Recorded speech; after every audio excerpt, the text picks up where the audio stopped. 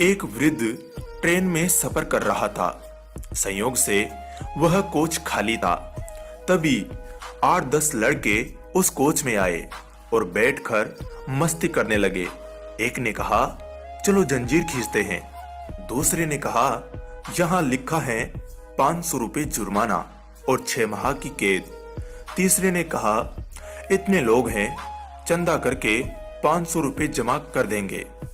चंदा इकट्ठा किया गया तो 500 की जगह 1200 रुपये जमा हो गए, जिसमें 200 के 3 नोट, 2 नोट 50 के, बाकी सब 100 के थे। चंदा पहले लड़के की जेब में रख दिया गया। तीसरे ने कहा, जंजीर खींचते हैं, अगर कोई पूछता है तो कह देंगे बूढ़े ने खींचा है, तब पैसे भी नहीं देने पड़ेंगे। बूढ़े ने हाथ जोड़ के कहा, बच्चों, मैंने तुम्हारा क्या बिगाड़ा है, मुझे क्यों फंसा रहे हो? लेकिन किसी ने भी उस बूढ़े की बात नहीं सुनी और जंजीर खींची गई। जब ट्रेन अचानक से रुकी तो तलाशी करने के लिए टीटी सिपाही के साथ उसी डिब्बे में आया और पूछा कि डिब्बे की जंजीर किसने खींची। तो सभी लड़कों ने एक स्वर में कहा, इस बूढ़े ने जंजीर खींची है। टीटी बूढ़े से गुस्सा होकर बोला, शर्म नहीं आती इस उम्र में ऐसी हरकत करते हुए? बूढ़े ने हाथ जोड़कर कहा, साहब, मैंने ही जंजीर खींची है, लेकिन मेरी बहुत मजबूरी थी।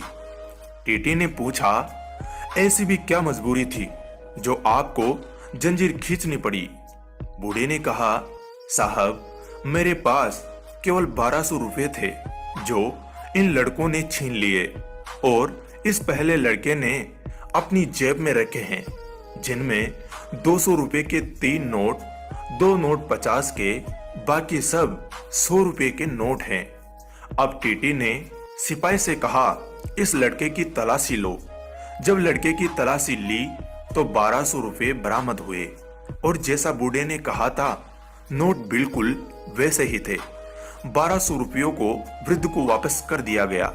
लड़कों को अगले स्टेशन में पुलिस के हवाले कर दिया गया। पुलिस के साथ जाते समय लड़के ने वृद्ध की ओर घूर के देखा तो वृद्ध ने सफेद मूंछों पर हाथ फेरते हुए कहा, बेटा, ये बाल यूं ही सफेद नहीं हुए हैं। तो दोस्तों, आप भी ये बात याद रखना कि बुजुर्गों को हल्के में नहीं लेना चाहिए। उन्होंने जीवन का लंबा अनुभव लिया है।